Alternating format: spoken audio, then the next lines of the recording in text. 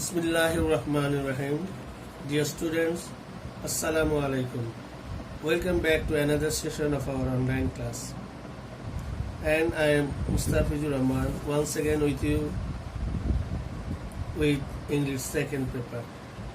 Our today's lesson is discussion on passage narration and solution of some text or questions.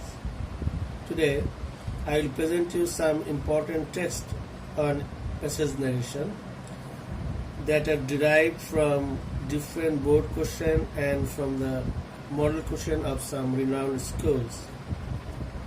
I'll try to make you understand how and why they are so important for you and how you will be able to answer them correctly to cut a good figure in the exam. At first, I decided to do them live in front of you, but finally I changed my mind and decision and did the solution before this presentation. I did it before so that I can discuss more and more text. I think it will take a long time, so without making any delay, let's start our today's lessons or discussion. So, text number 1. দেখো আমি শুরুতে বলেছি প্রত্যেকটার যে আমি টেক্সটগুলো তোমাদের জন্য arrange করেছি এই জন্যই যে প্রতিটার আলাদা আলাদা পারপাস আছে, আলাদা আলাদা নিয়ম আছে, সেই নিয়মগুলো তোমাদেরকে বোঝানোর জন্যই আমি কতগুলো ইম্পর্টেন্ট টেক্সট দিচ্ছি। ফার্স্ট টেক্সট দেখো, এটা খুবই কমন একটা ন্যারেশন, তোমরা হয়তো অলরেডি করেও ফেলেছো, তবুও এর ভিতরে যে প্রবলেমগুলো ছেড়ে দেখো। টেক্সটটা কেমন? Suddenly a voice called out, "Good morning, gentlemen. Where are you going and what are you doing here?" "Oh, nowhere and nothing. But you look so pensive. Why?"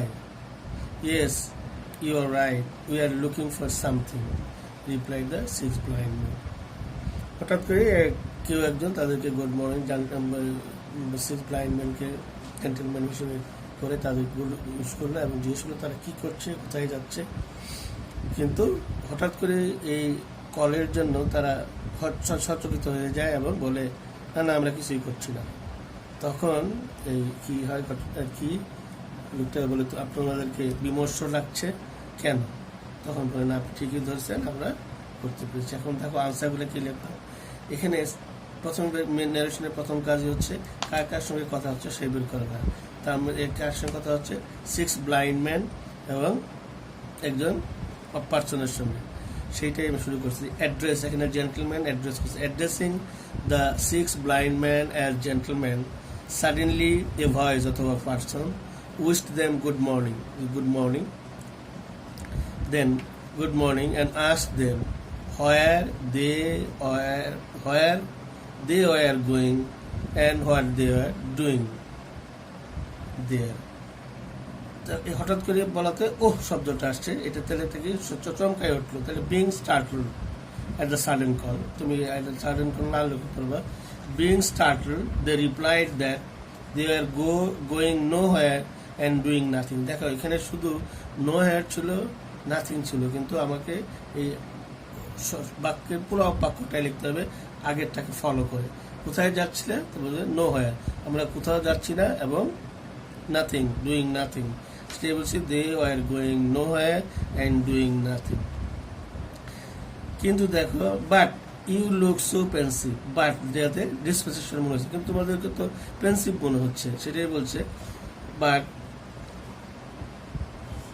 being dissatisfied with their confusing reply, লিখলো হইতো confusing reply, the person told them that they looked very pensive and asked them its reason.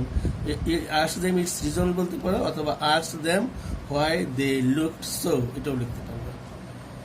দেন তখন তারা ব্লাইন্ডম্যান শিখে গেল। দেন they agreed with him, যে আপনি ঠিকই ধরেছেন, yes you are right. Then they agreed with him and said that he was right in his guess. না লিখলেও হবে, he was right and confess, স্বীকার করলো, that they were looking for something. এখানে অ্যাড্রেস করাটা এবং বাক্য বাক্য যে সংক্ষিপ্ত না থাকলে পুরোটাই লিখতে হয়, সেটা সঙ্গে আমরা দেখলাম। এই যে জিনিসগুলো যে আমরা যে কানেক্টরগুলো করেছি, যেমন বিং সারপ্রাইজ, বিং ডিসস্যাটিসফাইড, এগুলো যেন ভালো করে থাকে, তাহলে ন্যারেশন প্রেজেন্টেশন ঠিক হবে। টেক্সট নাম্বার 2, এটা খেয়াল করো, দেখো, wolf wolf cried a shepherd boy. মেষপালক অল্প ছিল, where is the wolf ask the farmers rushing to the spot. তার চিৎকার শুনে আশেপাশের থেকে ফার্মাররা দৌড়ে আসলো, সে জায়গায় আসলো এবং তাকে ছিল বলতেছে, কোথায় ওলফ, কোথায় ওলফ, কোথায়? I did not say the wolf was there. আমি তো বলি নাই, replied the boy and laughed loud, seeing the surprising look in the farmers' faces. সে বললো, আমি তো বলি নাই যে এখানে একটা বাঘ আছে, এখানে নেকড়ে আছে। তখন বলতেছে, তখন এবং সে এই কথা বলে একটা ব্যঙ্গাত্মক হাসি দিল তাদের সারপ্রাইজিং লুক দেখে। What do you mean you young rascal by fooling us? তখন তারা রাগ করে চিৎকার করে বলল, তুমি কি বুঝতে, তুমি কি হে দুষ্ট বালক অথবা ইয়াং রাস্কেল, পাজি বদ ছেলে, তুমি কেন আমাদেরকে এইভাবে বোকা বানায়? তোমার কি লাভ, তুমি কি বুঝাইতে চাও? তা আনসারটা কেমন? আমি আগে বলেছি শেফার্ড বয়, আপনার কার কার মধ্যে কথাবার্তা হচ্ছে সেগুলো আগে প্রথম লাইনে থাকবে। এই শেফার্ড বয় ক্রাইড আউট, যে দেখো wolf wolf cried out repeatedly. কেন দেখলাম রিপিটেডলি? ওলফ ওলফ বারবার করতেছে, বাঘ আসছে, বারবার ডাকা রিপিটেডলি। এই shepherd boy cried out repeatedly saying that there was a wolf. বললো এই ওলফ বলে চলে এলো। Rushing to the spot the farmer asked him where the wolf was. তারা দৌড়ে এসে বললো, কই? দেখো অ্যাসার্টিভ সেন্টেন্স হয়ে গেল, ইন্টারোগেটিভ সেন্টেন্সটা, the where the wolf was, where was the wolf, where the wolf was. The boy replied that he had not said the wolf had been there. দেখো এখানে ভালো করে খেয়াল করো, ছেলেটা বলতেছিল যে আমি তো বলি নাই, had not, did not হয়ে যাবে had not, say that the wolf was, এইটাও past indefinite এসেছে, past perfect tense, তাহলে সেটাই লিখলাম যে the boy replied that he had not said the wolf had been there, যে আমি তো বলি নাই যে এখানে বাঘ আছে। Then he laughed loud, seeing the surprising look in the farmer's faces.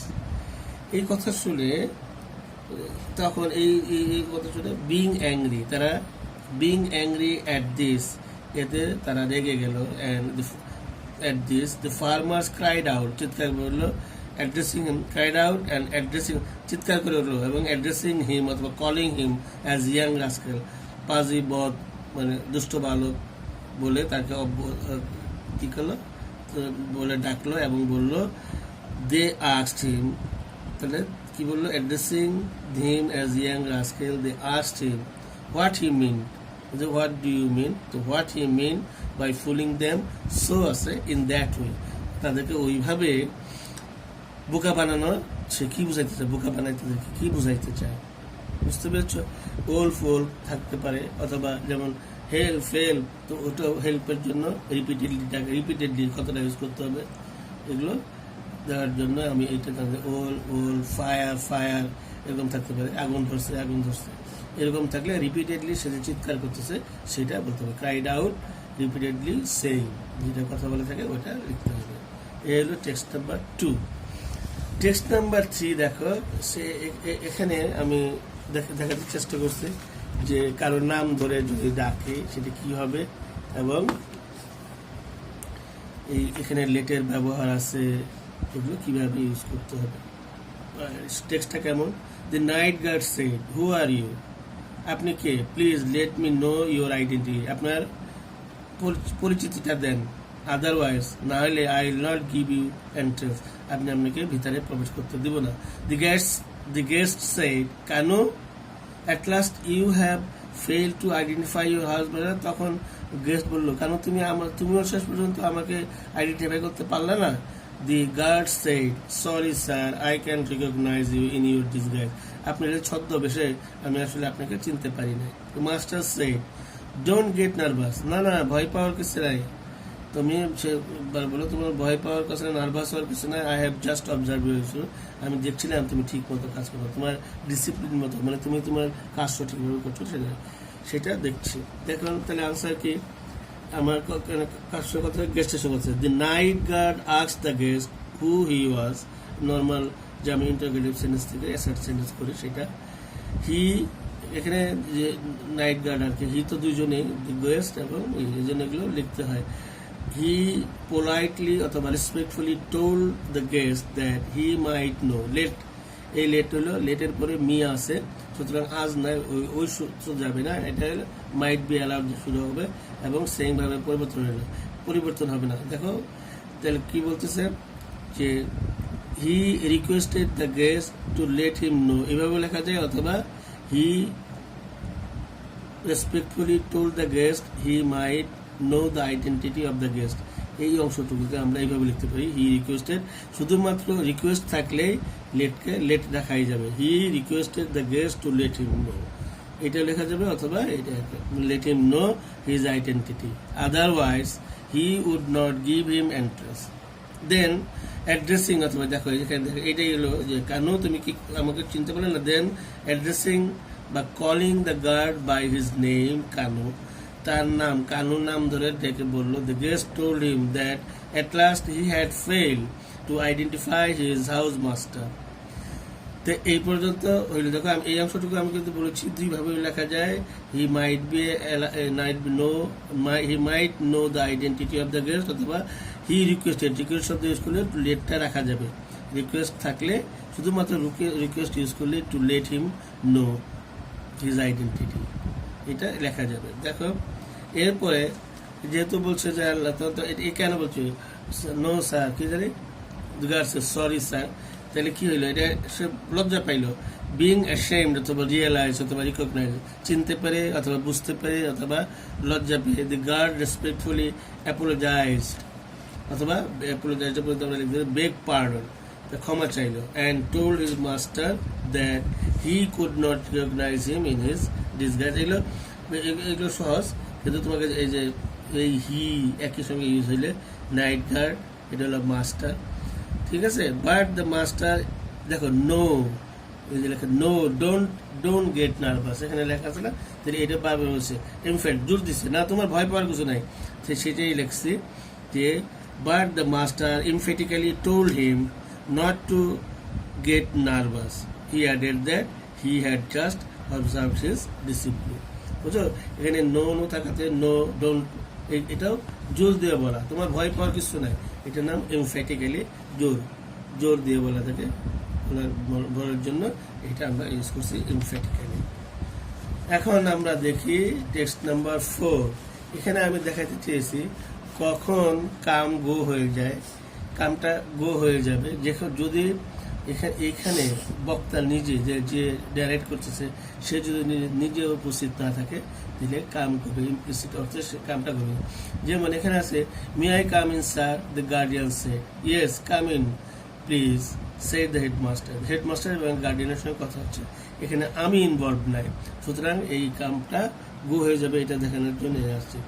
কি লিখলাম যে the guardian respectfully ask the headmaster he might, অথবা কুড ইউজ করতে পারবে, হি মাইট গো ইন, কাম ইন হয়ে যাবে গো ইন, সে ভিতরে যেতে পারে কিনা সেটা জিজ্ঞেস করতেছে। The headmaster replied in the affirmative, yes affirmative, and affirmative, come in please, সেটা পোলাইটলি অথবা রেসপেক্ট বলছে, অ্যান্ড পোলাইটলি টোল্ড অথবা requested him to go in, তাকে ভিতরে যেতে বলল। Then the guardian told the headmaster that, এই দেখো উই অল দ্য গার্ডিয়ান্স, ওখানে বলতেছে গার্ডিয়ান বলতেছে আমরা সকল গার্ডিয়ানরা অ্যালং উইথ ইউ, আপনার সহকারে, must do something for the betterment of our children, they are losing their moral, তারা তাদের মোরালিটি হারিয়ে ফেলছে, এই জন্য আমাদের অবশ্যই কিছু করা উচিত। এটা বলছে এখানে দেখো মাছটা তুমি হ্যাটটি দিয়েও তুলতে পারবা, মাছটাও রাখতে পারবা, কারণ এটা কি যে আমরা যদি অব্লিগেশন মনে করি তাহলে মাছটি থাকবে, আর যদি নর্মাল বাক্যের মতো হয় তাহলে হ্যাড টু বলবে। এটা দেখো সেটাই লিখছে। তো বলতেছে that they all the guardians along with him, all the guardians along with him must লিখতে পারবো, অথবা had to do something for the betterment of the children. বুঝেছো তো, মাস্ট হইল অব্লিগেশন হইলে, অথবা নর্মাল হইলে হ্যাড টু বসাইতে হয়। শোয়িং দ্য রিজন বলছে কেন দে আর লুজিং, এটা showing the reason the guardian added that, বললো যে দ্যাট দে আর দে মানে তার ছেলেমেয়েরা, তাদের ছেলেমেয়েরা were losing their morality. Hearing this, এই যে দেখো লেটস, তাহলে এই কথাগুলো শোনার পর তখন প্রস্তাব করলো লেটস, এই যে লেটটা, এই লেট আগের লেটটা ছিল মাইট, এই লেটাস থাকলে শুড বসবে, তাহলে হচ্ছে that they should plan something for their betterment, দেয়ারটাকে চিলড্রেন, এটা উল্লেখ করতে হবে। তাহলে আমরা কি এখানে কি দেখলাম, এক কামটা কি কখন গো হয়ে যাবে, এবং এই যে মাস্টের ব্যবহার, মাস্ট আমি এইটাকে আমি অব্লিগেশন মনে করলে মাস্ট লিখবো, আর যদি নর্মাল কোনো ঘটনা হয় তাহলে হ্যাড টু লিখলেই হবে। এটা হলো এই টেক্সট 4 এর মূল কথা। এবার text 5, excuse me are you Sunny said Johnny. একজনকে অপরিচিত মেয়েকে বলছে তুমি কি Sunny? No I am not, she is busy over there. She মানে এখানে হলো যাকে খুঁজতে খুঁজতে সেই সাথে, না আমি সানি না, আমি ওই সানি ওই জায়গায় বিজি আছে।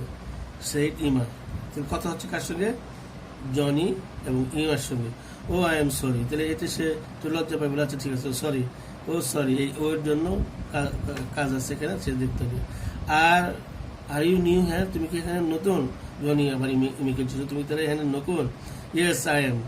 ওকে, thanks and bye, see you soon, Emma said. এটা বলার পরে এবার বললো হ্যাঁ আমি নতুন, তাহলে তোমাকে ধন্যবাদ, আমি এখন চলে যাই। এই যে চলো, তোমার সঙ্গে আবার দেখা হবে, ইমা বললো। বাই ডিয়ার সেড জনি, জনিও তাকে বাই জানাইল। এখন প্রথম হলে এক্সকিউজ মি, শুরু বলছিলাম বাক্যের শুরুতে যদি এক্সকিউজ মি থাকে, এটা বেকড পার্ডন নয়, এটা হচ্ছে ড্রয়িং দ্য অ্যাটেনশন। অনেকে ওইটা লেখে যে এক্সকিউজড হিম, টু এক্সকিউজ হিম, এটা এখানে লেখার কোনো দরকার নেই, লিখতে হবে drawing the attention of the listener. এখানে লিসনার ছিল ইমা। Johnny asked her if she was Sunny, ইমা রিপ্লাইড ইন দ্য নেগেটিভ, বললো না আমি না, no, and said that she was not Sunny. She added that Sunny, who is a she, Sunny was busy over there, being ashamed.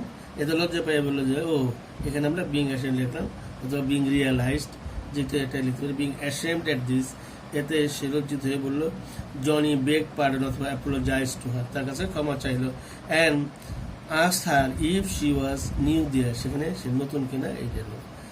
তারপরে তখন Emma উত্তর, Emma replied in the affirmative and said that she was new there, she was পর্যন্ত লিখলো হবে, new দেয়ার লিখলে পুরো বাক্যটা হইল।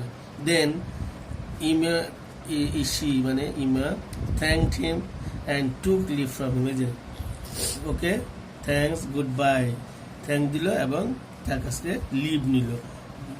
বাই বাই মানে সেটাই লিখলাম, শি যে thanked him and took leave from him. Saying কি বলে, যে saying কি বললো, see you soon, saying that she would see him soon.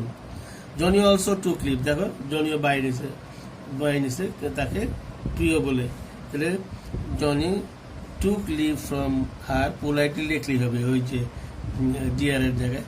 এখন তুমি যদি অ্যাড্রেস মনে করো তাহলে এই যে took leave from her, addressing her as dear, addressing আর ডিয়ার আগে লিখলেও হবে।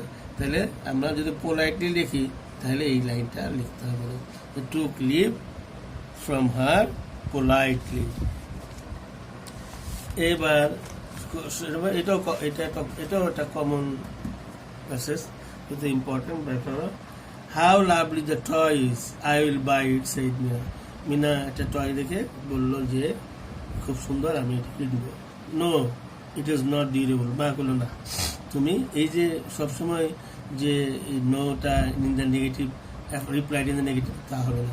এটা নো অর্থে ডিসএগ্রি করা, যে না এটা আমি দিব না কারণ এটা ডিউরেবল না, লেটস গো নাও, চলো এখন যাই। তখন এটা শুনে মেয়ে বলতেছে don't you want to buy me a good toy, তুমি কি আমাকে এটা কিনতে চাও না? ইয়েস ডিয়ার তখন তাকে খুব আদরের সঙ্গে বললো, অ্যাফেকশনেটলি বললো যে হ্যাঁ দিব, বাট নট দিস ওয়ান, কিন্তু এইটা না। Tomorrow will go to another market, then you will get it, তখন তুমি এটা পাবা। Replied the mother, you must buy me, এই যেখানে আবার মাস্ট ইউজ হচ্ছে, এখানে নর্মাল মাস্ট, এটাকে হ্যাড টু দ্বারা তুলতে হবে, buy me a good terminus. তাহলে কি হলো, প্রথমে হাউ লাভলি ইট ইজ, কি দেখে লাভলি বলতেছে, সিইং এ টয়, এটা না, একটু না দিলে হবে, তুমি এখান থেকে শুরু করতে হবে।